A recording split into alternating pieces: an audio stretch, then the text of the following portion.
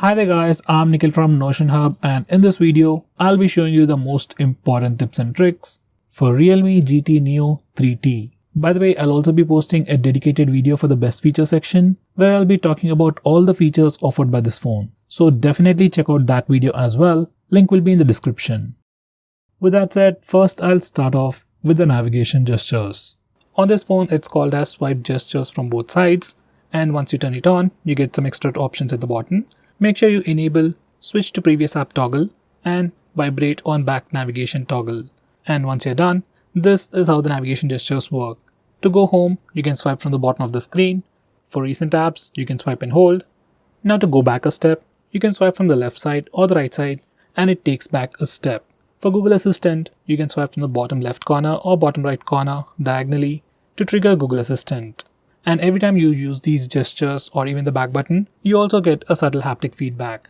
Besides that, you can also swipe left or right on the bottom of the screen to quickly switch between applications, just like on iOS. Next, we have a new gesture called icon pull down gesture. Now once you enable this feature, on your home screen, you can swipe diagonally on the left side or right side to quickly pull down all the icons near your finger. It's just a quick and easy way to reach out applications just with a single finger. Next, we have swipe down gesture on the home screen. By default, it is set to search or global search. Once you do a swipe down gesture, you can search for application names or even contacts directly from your home screen. I personally suggest you to change it to notification drawer. Once you do that, you can do a swipe down gesture to pull down the notification bar, which I think is much more helpful. Next, we have dark mode. You can enable it from the notification toggles or directly from the display settings. And once you enable the dark mode, all the system UI elements change to dark mode. Even some of the stock applications like phone dialer, messaging application also change to dark mode, and even some Google applications like Play Store or YouTube switch to the dark mode automatically. Dark mode helps your phone look much more cooler, helps you save some battery, and puts less strain on your eyes at night. Next, we have always on display. Now, just like the name suggests, it's a feature that puts a clock on your lock screen all the time. Now here's a quick preview. From settings, you can also change the clock styles, and you can also schedule it to automatically turn on and turn off at a specific time to save a little bit of battery. Next, I'm going to show you different ways to take a screenshot on this phone. So first, we have the normal way where we can use the buttons. Just press the volume down and power button both at the same time to take a screenshot.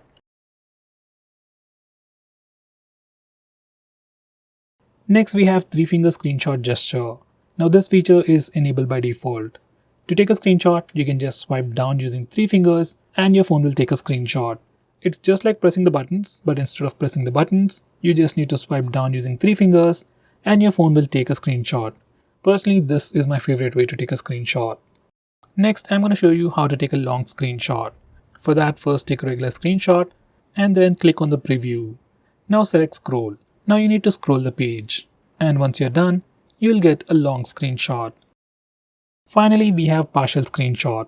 To take a partial screenshot, just place 3 fingers on the screen for a second and then slowly swipe down. Once you do that, you'll get a preview window and then take a partial screenshot. You can also resize this preview window to get an accurate screenshot. Next, I'm going to show you how to disable lock screen magazine, or you might even call it dynamic wallpaper on the lock screen. First, here's a quick preview of the lock screen, and every time you lock your phone or every time you come to the lock screen, we see a different wallpaper. Some people like it, some people don't, especially I personally don't like it. So if you're like me and if you want to disable it, this is how you can disable it from settings. And now, here's the lock screen once again, and no matter how many times you come to the lock screen, we will have a fixed wallpaper. Next, I'm going to show you some camera gestures. First, we have touch. Once you enable this feature, we can take a picture by just touching the preview screen. It works for both the rear camera and even for selfies. Next, we have the palm gesture, which only works for the front camera, and it's great for taking selfies. Just enable it and then show your palm to the front camera, and your phone will take a picture in just 2 seconds. And here's a quick preview of that once again. Next, I'm going to show you how to trigger Google Assistant with the power button. Just enable this toggle. And now press and hold the power button to trigger Google Assistant. If you press and hold the power button longer, we will see the power options. If you are using navigation gestures, this is pretty useful.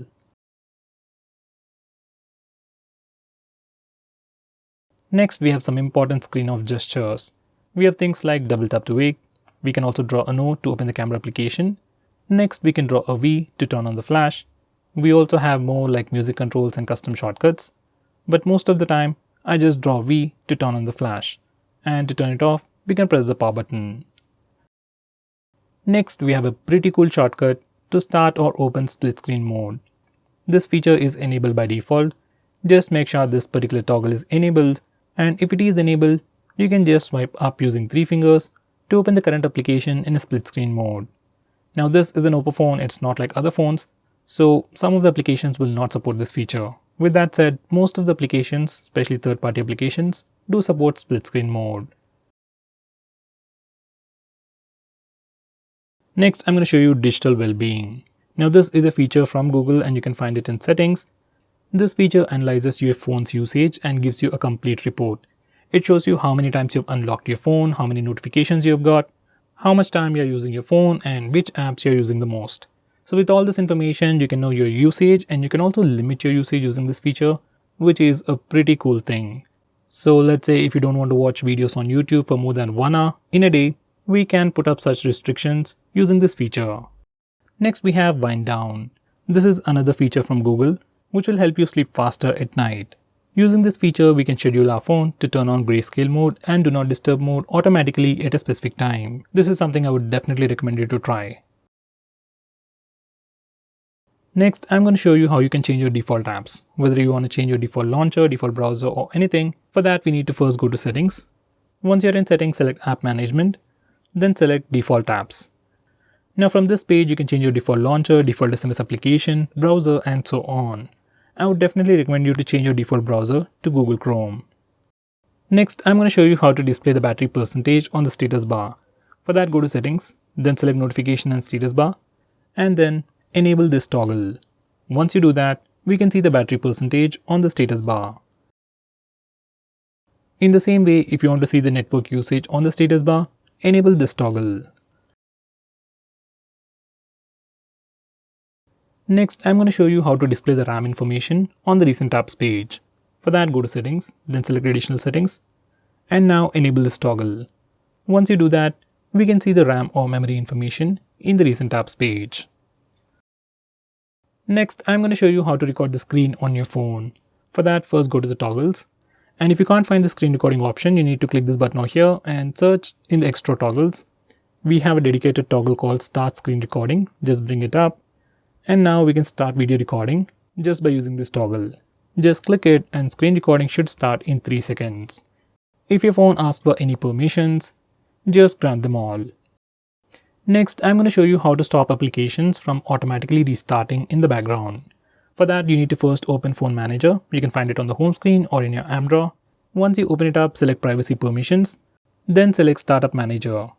Now from this page, we can start or stop applications from automatically restarting in the background. Personally, I'll enable this toggle for apps like Truecaller, WhatsApp, or Instagram, and disable it for everything else. So guys, these are the most important tips and tricks for your phone. If I missed out on anything important, do let me know by commenting below this video, and definitely check out my video on best features. Link will be in the description. Now with that said, if you're planning to buy this phone, please use the link in the description. It always helps the channel. If you want us to make any specific video, tweet out to us with the hashtag AskGreedyTech on Twitter and we will try to make it as soon as possible. I'm Nikhil from GreedyTech signing off. Have a nice day.